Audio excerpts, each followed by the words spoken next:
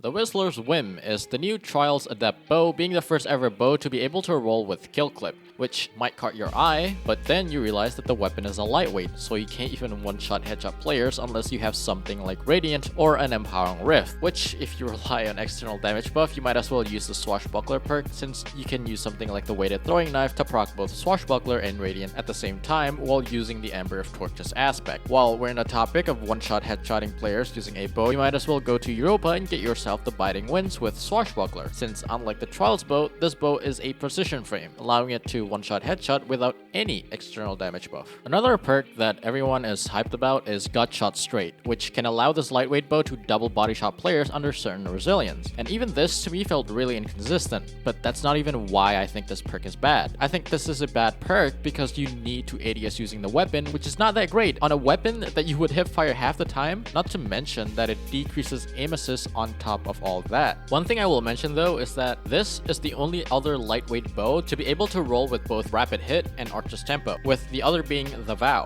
which was a Valentine's event reward only previously available back in Shadowkeep, and you can't get it anymore because they stopped making it a yearly event for some reason. But unlike the Vow, this bow comes with the Vice Stinger origin trait, allowing it to randomly give the weapon a faster draw speed when dealing damage. And now that I mention it, it doesn't really make sense that this weapon have a Vice Stinger origin trait, considering that it doesn't resemble any of the other Vice bows. If anything, this bow is modeled after a seasonal weapon back in Season of Arrivals called the Whispering Slab. And if you look at other Vice weapons, it comes with the Vice logo on the top left of the weapon inspection screen, which is not present on the Whistler's Whim. On top of that, if we compare it to the Reed's Regret, which is also a Trials weapon that has a Vice Stinger origin trait, it does have the Vice logo on the weapon inspection screen, and the weapon itself resembles the other Vice linear fusion rifles, though I'm not complaining about a free draw speed bonus every now and then. While we're on the topic of weapon models, you may have noticed that this weapon has an arrow just sitting there. It's like they forgot to remove it or something. Because of that, you can see the arrow in third person when it's being holstered. Also, when you shoot the bow and sprint while at 0 ammo, unlike any other bow, you can still see the arrow on your hand. This bug, where the arrow is just there for no reason, was only previously present on this specific Trinity Eagle ornament to my knowledge. Anyways, just a reminder that this is an adept bow, so you can finally put the adept draw time mod, which doesn't even matter most of the time because the base draw speed on a lightweight bow is capped at 500 milliseconds, which you can already easily get in the first place just by getting the right string perks and masterwork. Granted, you can prioritize other stats, but you almost always want Icarus grip or freehand grip on bows anyways.